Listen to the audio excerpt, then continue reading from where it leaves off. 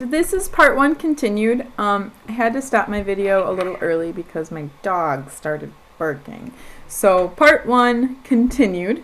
I had to do a little erasing. Sorry about that. Yep, dog started barking and it was just a little too distracting. So you went ahead and created your first value scale.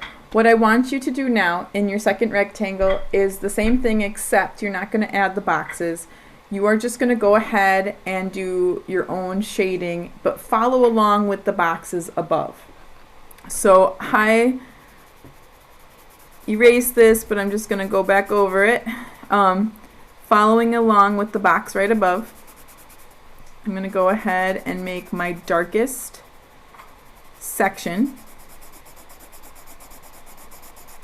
As you could probably tell already, you will be needing a pencil sharpener, or maybe just a few pencils on hand.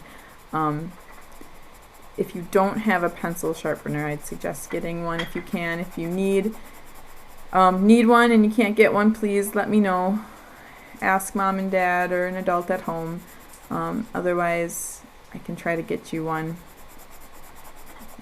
or leave one out for you to come pick up at the CEC, or even mail one to you if you really need one. Please let me know.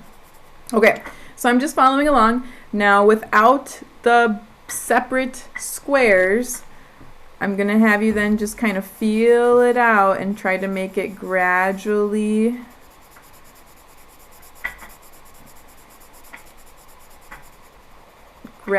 get lighter. You're kind of looking up at the top just to help you get through.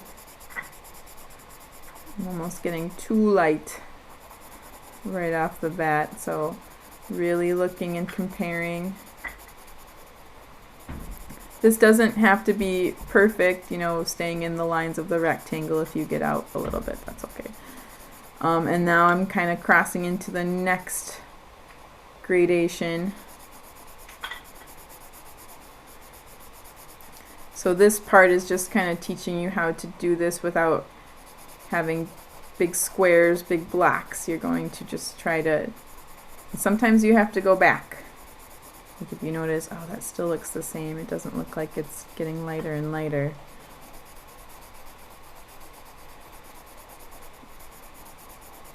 Might have to go back and add a little more.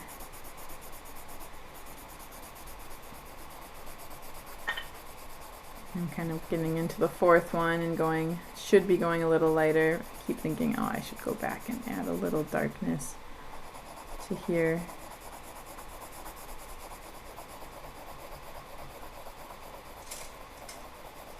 And this is really what you're going to be doing with your objects.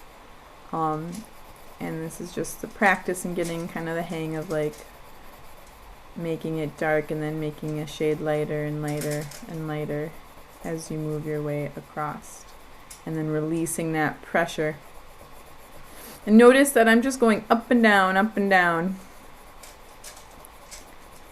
with my pencil.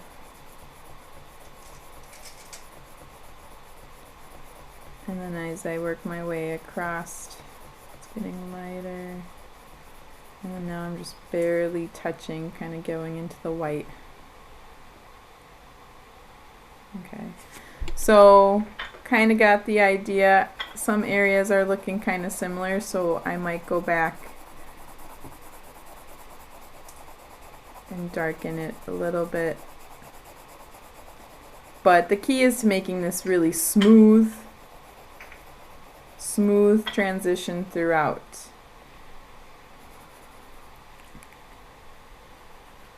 And if you need to go back and use your eraser to kind of, you don't want the big blocks with this one. You want it to make it smooth out. And that's where the eraser comes in handy, because the eraser is nice at blending. It definitely makes your erasers very dirty, but it's okay. You can always clean those up by just erasing a little bit more.